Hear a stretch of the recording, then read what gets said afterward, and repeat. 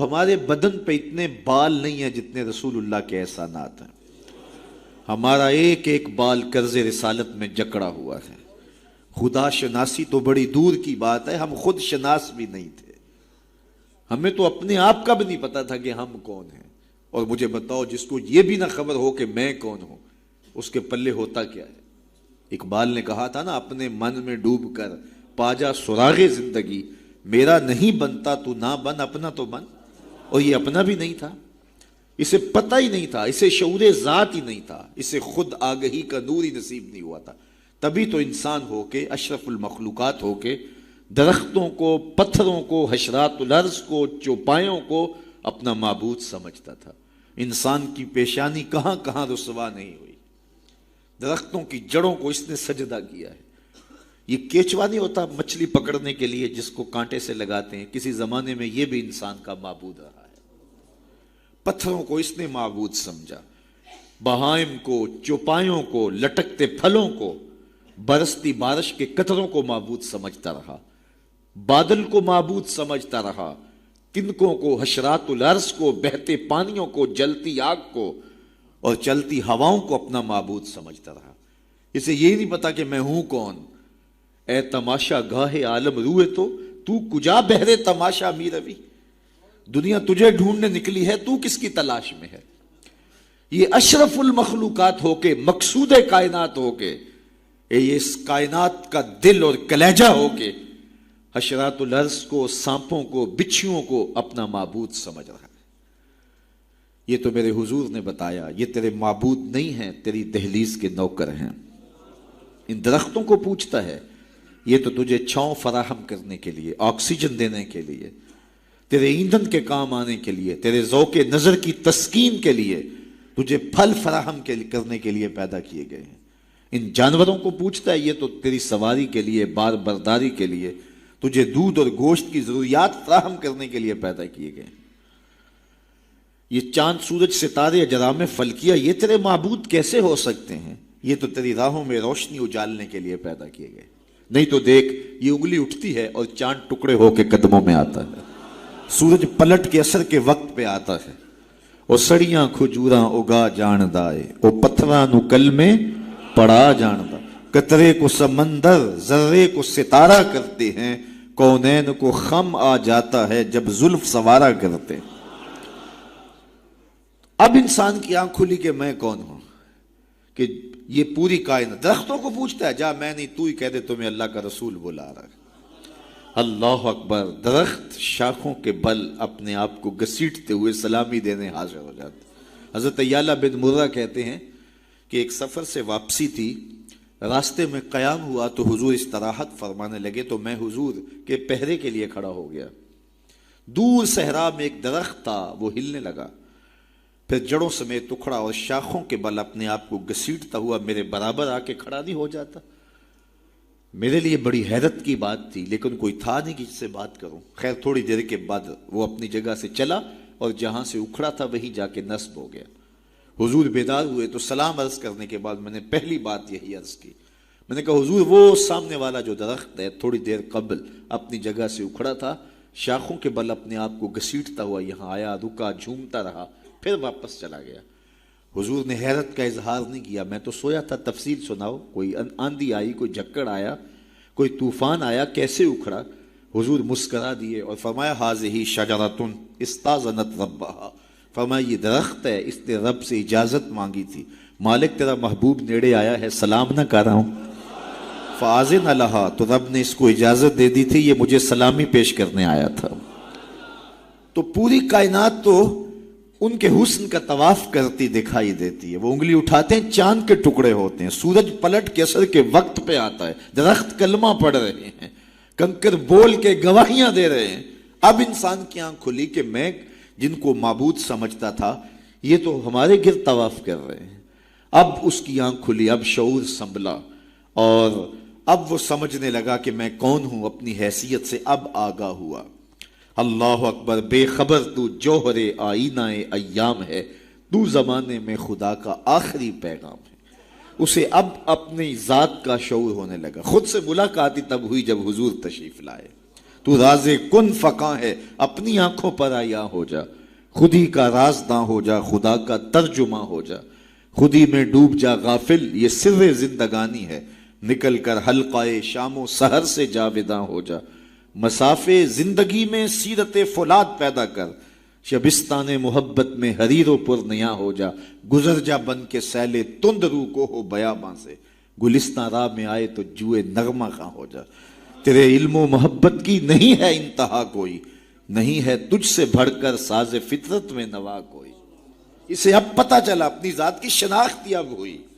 اللہ اکبر، کانپتا ہے دل تیرا اندیشہ طوفان سے کیا، نا خدا تو، بحر تو، کشتی بھی تو، ساحل بھی تو، دیکھ آ کر کوچائے چاکے گریباں میں کبھی، کیس تو، لیلا بھی تو، صحرا بھی تو، محمل بھی تو، وائے ناکامی کہ تو محتاج ساکی ہو گیا، میں بھی تو، مینا بھی تو، مستی بھی تو، حاصل بھی تو، آہ کس کی جستجو آوارہ رکھتی ہے تجھے، راہ تو، رہرو بھی تو، رہبر بھی تو، منزل بھی تو، بے خبر تو جوہر آئینہ ایام ہے، تو زمانے میں خدا کا آخری پیغام ہے۔ تو اب انسان کو اپنی ذات کا شعور ہوا۔ خدا شناسی تو بڑی دور کی بات ہے، میں کہتے ہیں انسان کی اپنی ملاقات اپنے آپ سے تب ہوئی جب حضور آئے، خودی کا شعور تب ملا جب حضور آئے، من سے آگہی تب ہوئی جب حضور آئے۔ تو اگر وہ تشریف فرما نہ ہوتے، خدا شناسی تو بڑی منزل ہے، انسان خود شناس بھی نہ ہوتا، اپنے ذات سے بھی آگاہ نہ ہوتا، انسان ہو کے انسانوں کے گلے چیر رہا تھا۔ سکا باپ اپنی بیٹی زندہ درگور کر کے فخر کرتا تھا کہ میں نے اپنی آبرو بچا لی ہے۔ مائیں دنیا کی منڈیوں میں بکتی تھیں، باپ کی توقیر کوئی نہیں تھی، اور یہ تو میرے حضور آئے جنہوں نے آ کے بتایا کہ بیٹی عزت کی جگہ پر ہے۔ آپ نے یہ حدیث بارہا سنی ہوگی، علماء کرام سے بارہا سنی ہوگی، لیکن ذرا اس کو اس پہلو میں دیکھو۔ جب بیٹیوں کو زندہ درگور کر کے باپ فخر کر رہا تھا، اس زمانے میں میرے حضور نے کہا میری بیٹی میرے جگر کا ٹکڑا ہے۔ یہ صرف کلمہ تحسین ہی نہیں ہے، یہ کلمہ جہاد ہے۔ اس دور میں جب بیٹیوں کو زندہ درگور کر کے باپ فخر کر رہا تھا، آج تو ہر شخص اپنی بیٹی کو قرار جان سمجھتا ہے، بیٹی کو آنکھوں کا نور سمجھتا ہے، نور نظر سمجھتا ہے، بیٹی کے جہیز کے لیے باپ اپنی ساری زندگی لگا دیتا ہے، پردیس کاٹ دیتا ہے، جوان بھائی فیکٹری میں اوور ٹائم لگاتا ہے میں بہن کے ہاتھ پلے کرنے۔ تو آج اگر بیٹی کے بارے میں کوئی محبت بھرے جملے کہے جائیں تو بڑی بات نہیں ہے۔ جب باپ زندہ درگور کر کے فخر کرتا تھا، معاشرے سے اسے داد ملتی تھی کہ تو نے بیٹی کو زندہ درگور کیا ہے، اس زمانے میں میرے حضور نے کہا کہ میری بیٹی میرے جگر کا ٹکڑا ہے۔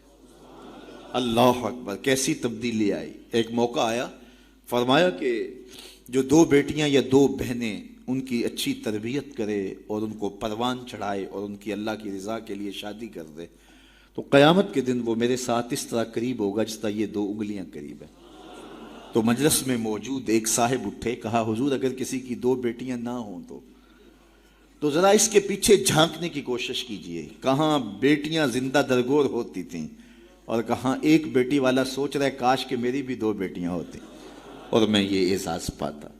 تو یہ معاشرے کو ایک رنگ دیا، معاشرے کو ایک آہنگ دیا، خدا شناسی بھی دی، خود شناسی بھی دی، انسانی حقوق جو پامال ہو رہے تھے ان کو بحال بھی کیا۔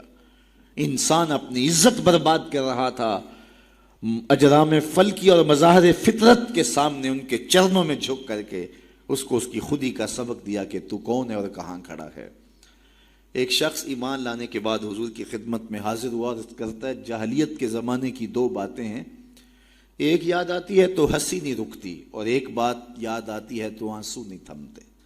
کہا وہ کون سی دو باتیں ہیں؟ کہا وہ بات جو یاد آئے تو ہنسی نہیں رکتی وہ یہ ہے کہ میں ایک لمبے سفر پہ گامزن تھا، میں نے سفری معبود پتھر کا بنا ہوا ایک بت بھی اپنے سامان میں باندھ لیا کہ راستے میں پوجا پاٹ بھی چلتی رہے گی، لیکن جب سامان اٹھایا تو سامان بہت بوجھل تھا۔ میں نے سوچا کہ یہ تو میں اپنے ہی معبود کے بوجھ تلے دب کے رہ جاؤں گا، تو میں نے اس کو نکال دیا اور آٹا یا ستو گوندھ کر کے میں نے ایک چھوٹا سا معبود تیار کیا اور اس کو دھوپ میں رکھ کے خشک بھی کر لیا کہ مزید ہلکا پھلکا ہو جائے، اور اس کو اپنے سامان میں اپنے ساتھ رکھ لیا۔ پوجا پاٹ بھی چلتی رہی. خیر جو میرا اندازہ سفر تھا توشہ سفر بھی میں نے اس کے مطابق لیا تھا، لیکن سفر کوئی 2-4 دن اوپر چلا گیا، توشہ سفر ختم ہو گیا.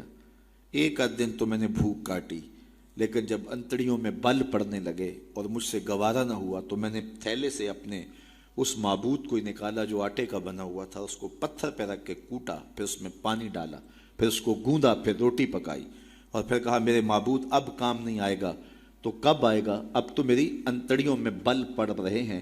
مجھے جاہلیت کے زمانے کی وہ یاد آتی ہے تو مجھے اس بت کی بے بسی پہ ہنسی آتی ہے. کیسا بے بس معبود تھا جو اپنے پجاری کو اتنا بھی گزارش نہیں کر سکتا تھا. مجھے پوجنے والے میرے پہ اتنا تو ترس کھا، اب مجھے دانتوں تلے چبا کے تاریک میدے میں پھینکے گا، پھر گندگی کے ڈھیر پہ ڈال آئے گا. آخر میں تیرا معبود رہا ہوں، میرے پر یہ قیامت تو نہ توڑ. تو ایک تو وہ یاد آتی ہے بات تو میری ہنسی نہیں رکتی، اور جو دوسری بات مجھے یاد آتی ہے تو میرے آنسو نہیں تھمتے، اور وہ یہ ہے کہ میری بیوی امید سے تھی اور میں لمبے سفر پہ گیا. کئی سالوں کے بعد واپس پلٹا تو میرے آنگن میں بیٹی کھیل رہی تھی. میری بیوی نے اس ڈر سے کہ کہیں بیٹی کو دیکھ کر کے زندہ درگور نہ کر دے، اس کے توتلے لہجے میں میرے لیے محبت ڈال دی تھی، اور وہ مجھے یا آباتا ہو کہہ کے مخاطبہ کرتی ہے اور میری ٹانگوں سے چمٹ جاتی. میں صفاق تھا اندر سے اور مجھے بڑا غصہ آیا. میں نے اپنی بیوی کو گھورا کہ ایک تو نے سانپ کو جنم دیا ہے اور دوسرا نخرے کر دی، اس کو باتیں سکھائی ہیں اور موقع کی طاق میں رہا. لیکن اس بیٹی کے سینے میں میرے لیے اس کی ماں نے اتنا پیار ڈال دیا تھا. بیٹیاں تو ویسے بھی باپ سے ٹوٹ کے پیار کرتے ہیں، بیٹیوں کی محبت تو مثالی ہوتی ہے. پھر ماں نے محنت کی تھی کہ اس کا باپ کوئی انتہائی قدم نہ اٹھائے، تو اس کے لیے اس کے باپ کے لیے بے پناہ محبتیں ڈال دی تھی. کہتے ایک دن میں نے موقع پایا اور اس بیٹی کو اٹھایا اور صحرا میں لے گیا. میرا خیال یہ تھا اس سے آج جان چھڑا لوں، اور گڑھا کھودنے لگا. کڑکتی دھوپ تھی، میرے بدن پہ پسینہ نمودار ہوتا تھا. وہ آگے بڑھتی اور اپنے دوپٹے سے میرے ماتھے کا پسینہ پوچھتی، لیکن میرا دل پھر بھی نرم نہ ہوا. خیر جب میں نے گڑھا کھود لیا تو باہر نکلا تو میری بیٹی نے سکھ کا سانس لیا کہ میرے باپ کی مشقت ختم ہوئی. لیکن وہ نہیں جانتی تھی کہ اگلی مشقت کس کی شروع ہونے والی ہے. میں باہر نکلا، اس کو زور سے اس گڑھے میں دھکا دے کے اوپر سے مٹی انڈھیلنے لگا. وہ ننھے ننھے ہاتھ جوڑتی رہی، چیختی رہی اور مجھ سے گزارشیں کرتی رہی کہ یہ کیا کر رہے ہو. لیکن میں اوپر مٹی انڈھیلتا رہا اور اس کی چیخیں اس ریت تلے دب گئیں. آج جب اسلام لایا ہوں تو اس کی چیخیں مجھے سونے نہیں دیتی. عرب کے ریگزاروں میں دبی ہوئی معصوم بچیوں کے سسکتے آنسو اور اس کی روتی آنکھیں کس کو پکار رہی تھیں؟ بیواؤں کی چیخیں فریاد کر کر کے کس کی منتظر تھیں؟ یتیم کس کو ڈھونڈ رہے تھے؟ کس کے منتظر تھے؟ زمانہ آنکھیں فرش بچھائے ہوئے کس کا انتظار کر رہا تھا؟ وہ جس کے نام پر داؤد نے نغمہ سرائی کی، وہ جس کے ذکر پر شاہ سلیمان نے گدائی کی. دل یحییٰ میں رہ گئے ارماں جس کی زیارت کے، لب عیسیٰ پہ آئے واز جس کی شان رحمت کے، جو بن کے روشنی پھر دیدائے یعقوب میں آیا، جسے یوسف نے اپنے حسن کی نئے رنگ میں پایا. نہ دانم آ گلے خنداں چے رنگ و بو دارت کہ مرغے ہر چمنے آرزوئے او دارت.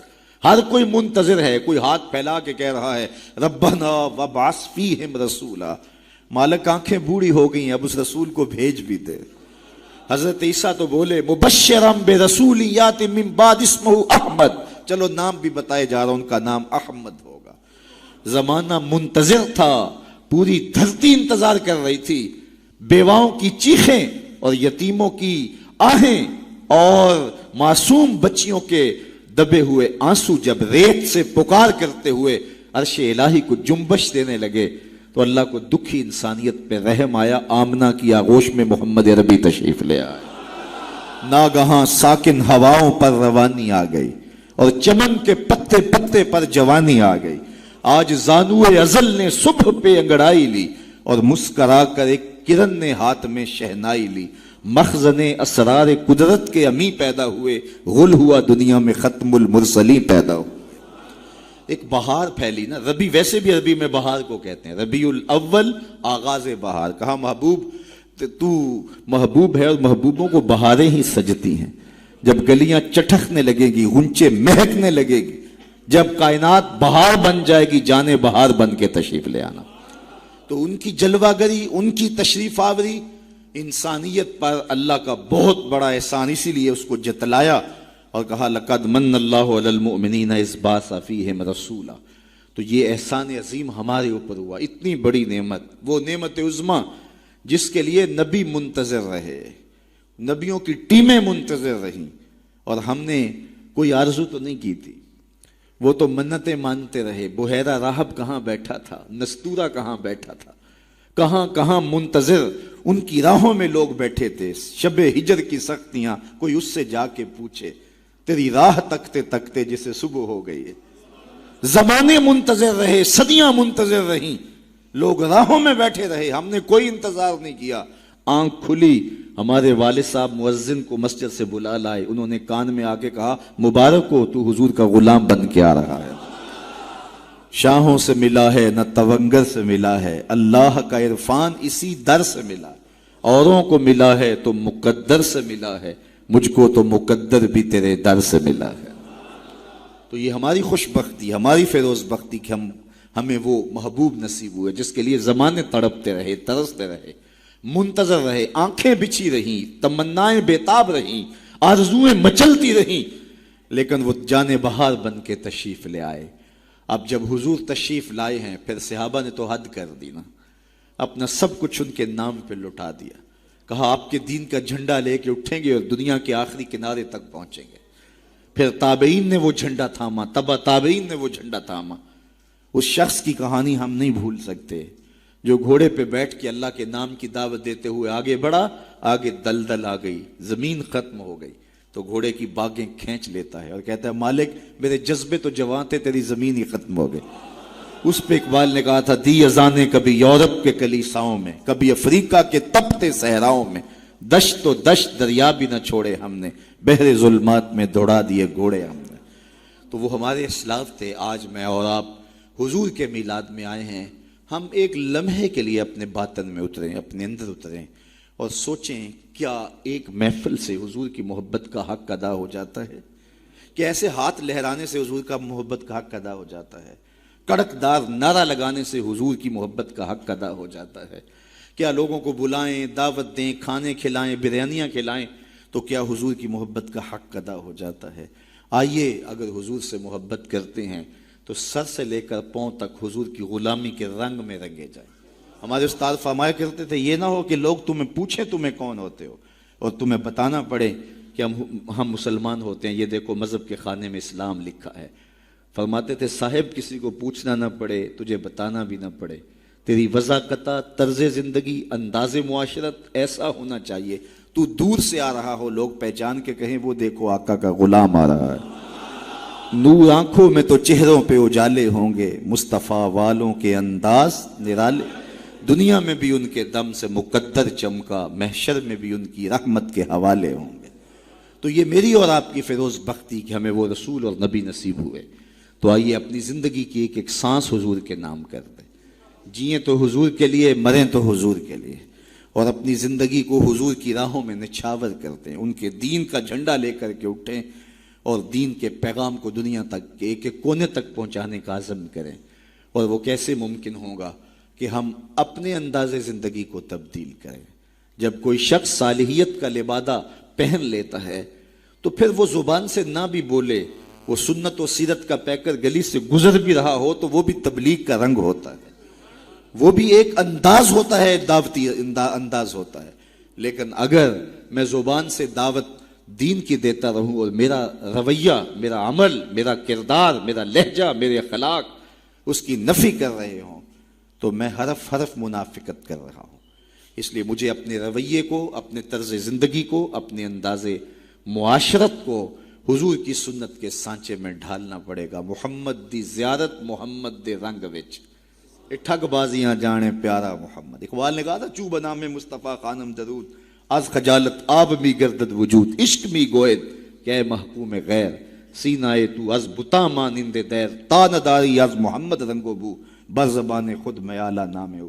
تو اس کو پنجابی میں جو ہے وہ قلم توڑ دیا اللہ اکبر. یاری لا تو پاک نبی سنگ اے پر پوری یاری.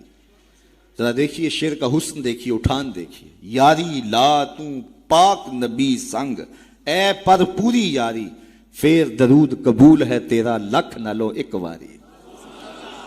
تو اپنے آپ کو ان کی محبت کے رنگ میں رنگ لو, اور پھر دیکھنا کہ حضور کی محبتیں اور رحمتیں کیسے برستی ہیں.